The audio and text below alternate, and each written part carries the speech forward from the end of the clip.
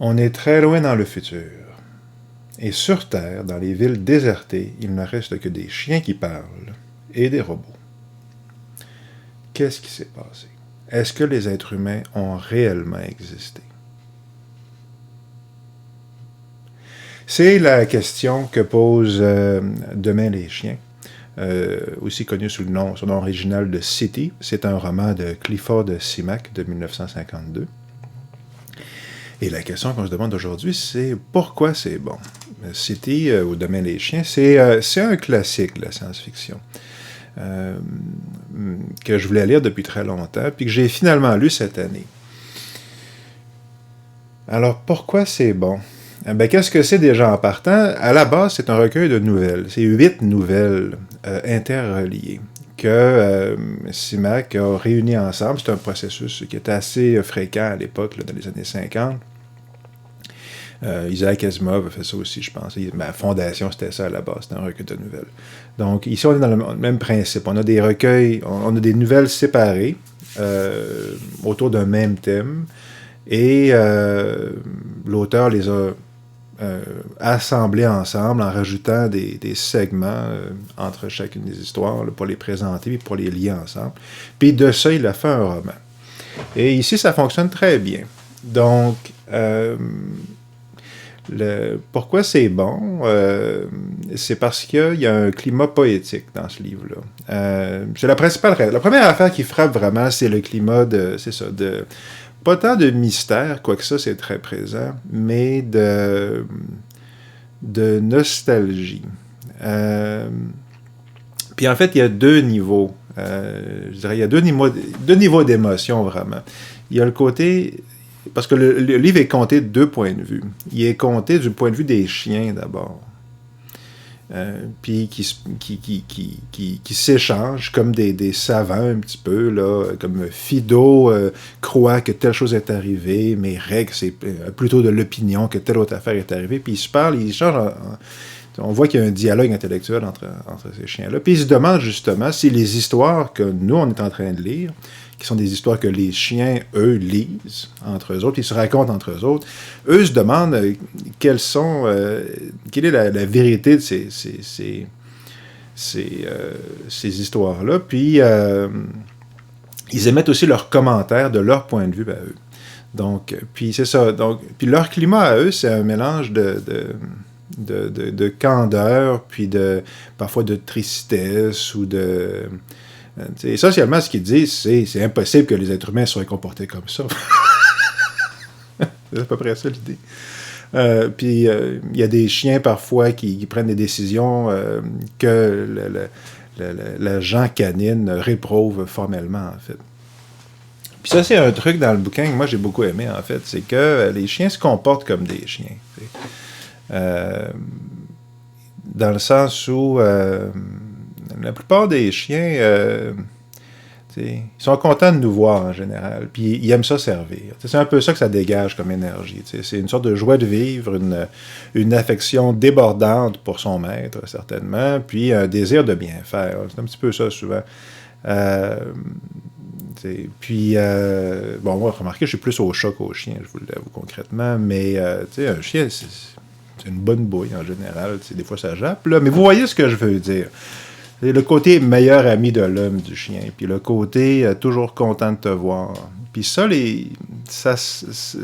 on a vraiment l'impression que Clifford Simak, il aime les chiens, il en a connu, il en a regardé, puis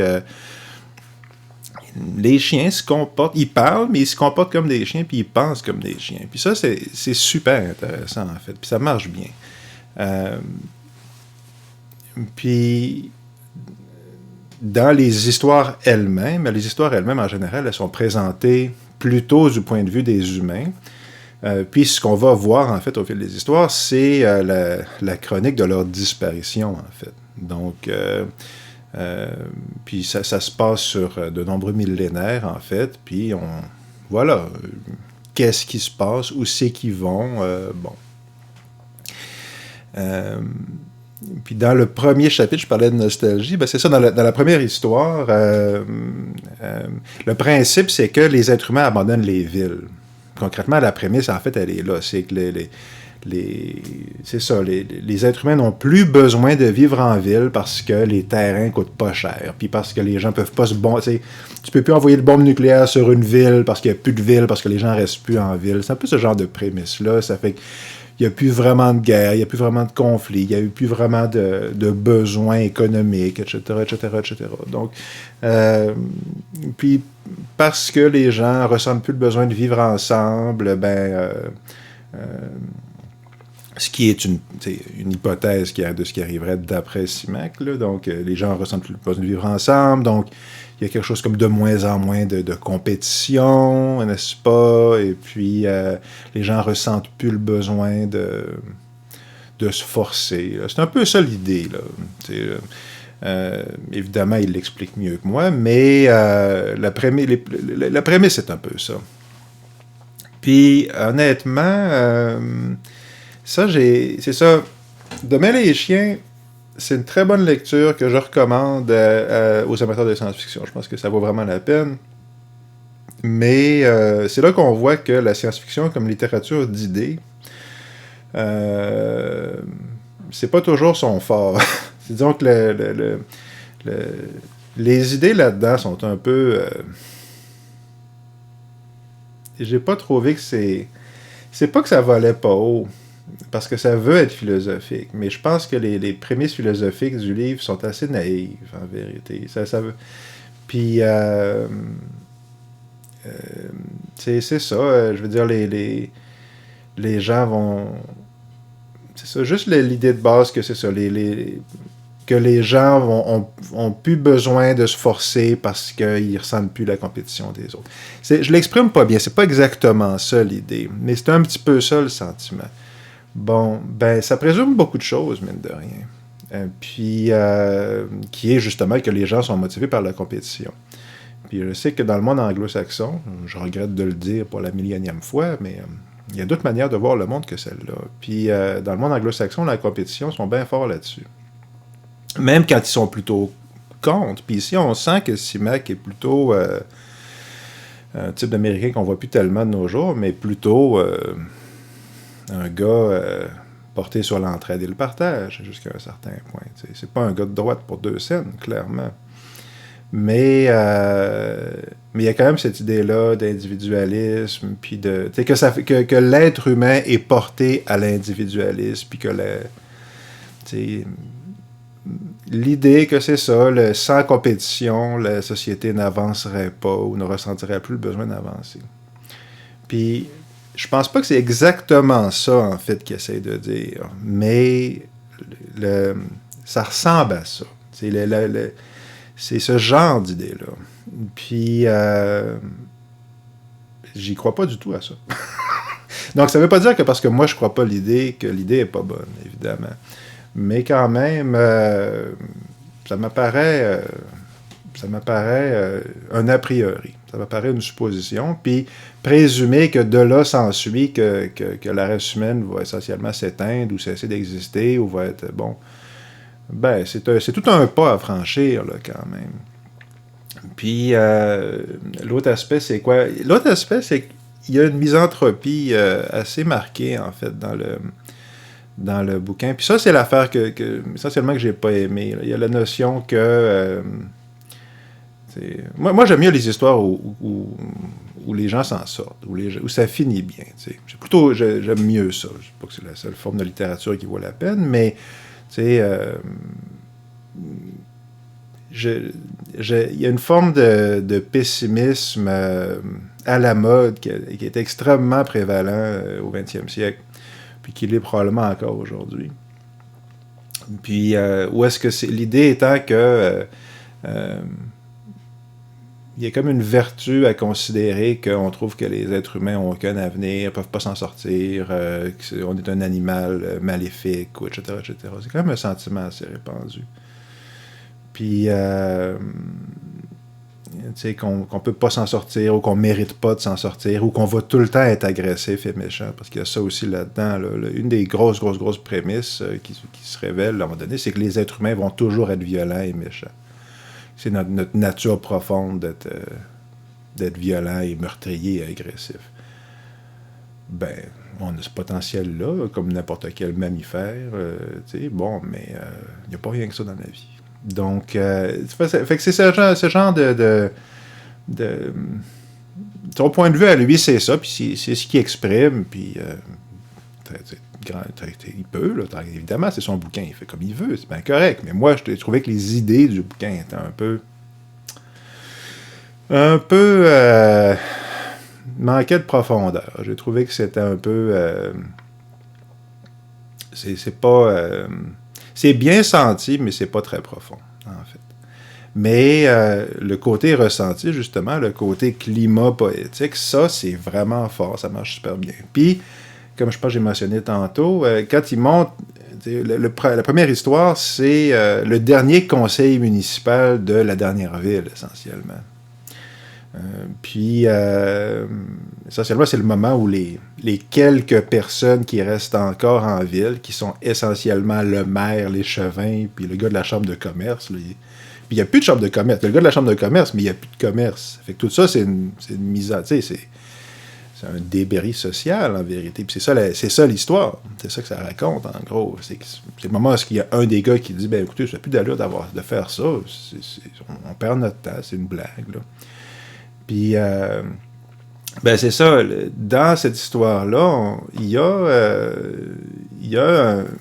un parfum, un climat que j'ai reconnu, en fait, qui est le climat de l'Amérique d'après-guerre, qu'on retrouve, que moi je trouve, qu'on retrouve relativement souvent quand on lit des romans, particulièrement de science-fiction de cette époque-là. La saveur Ray Bradbury. T'sais. Puis, j'ai trouvé ça intéressant parce que, bon, déjà, on baigne dans la culture anglo-saxonne à la journée longue, ça fait qu'on a l'impression qu'on la connaît puis qu'on la comprend, mais moi, je suis pas sûr. Je suis pas sûr qu'on la comprend tant que ça. Puis,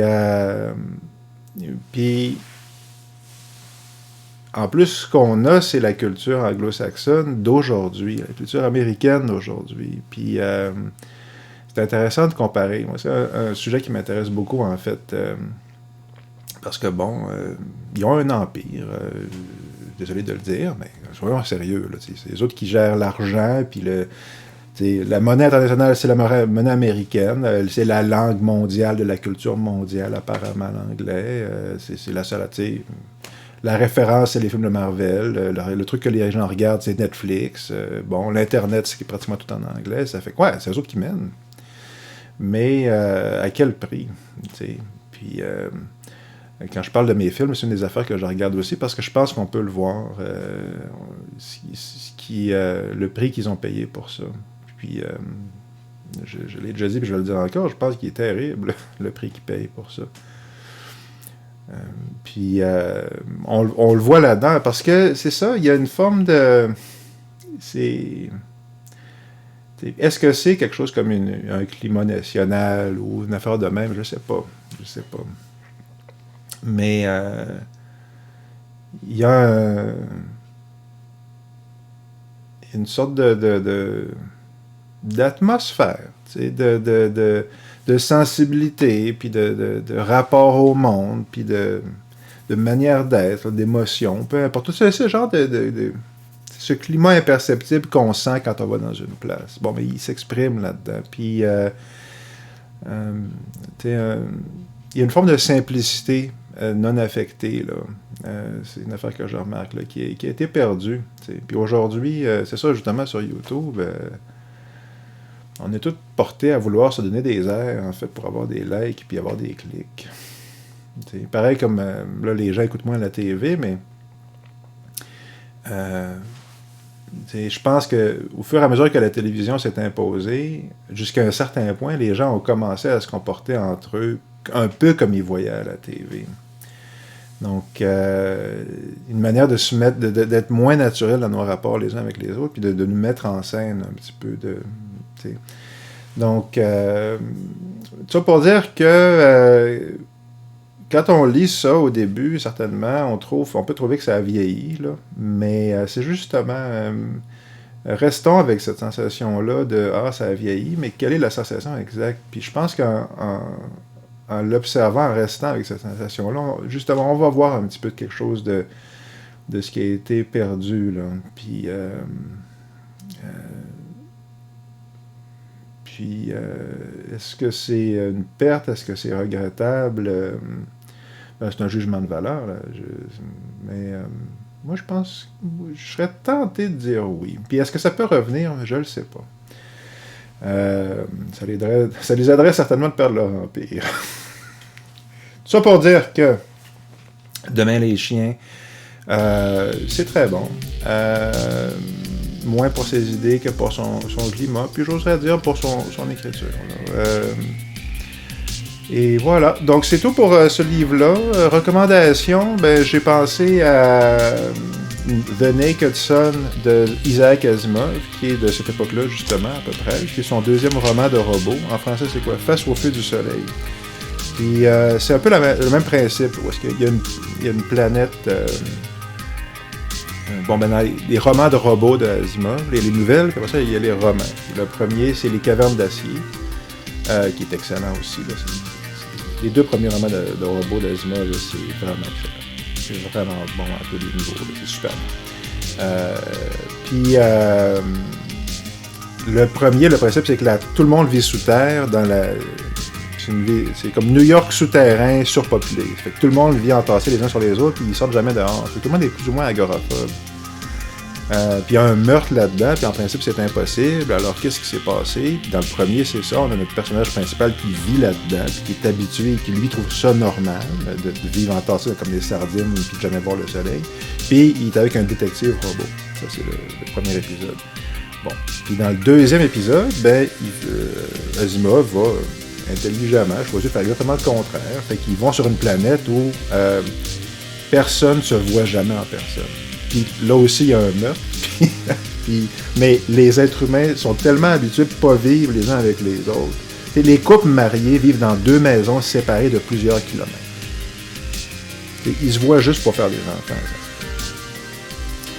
Puis ils sont physiquement incapables d'être dans le même espace parce qu'ils se mettent à paniquer. Là. Leur système nerveux ne le prend pas. Fait que c'est hyper intéressant. Puis, encore une fois, c'est le même principe. Qu'est-ce qui arrive dans une société où les gens... Que serait une société où les gens ne vivent pas en communauté, mais vivent de manière isolée? Puis Asimov présente un autre point de vue. C'est intéressant de comparer, puis c'est une lecture rapide et hyper agréable. Donc Asimov, c'est souvent comme ça. C'est tout pour ce livre, pour cette semaine. Donc, la vie est formidable. Portez-vous bien, la vie est belle.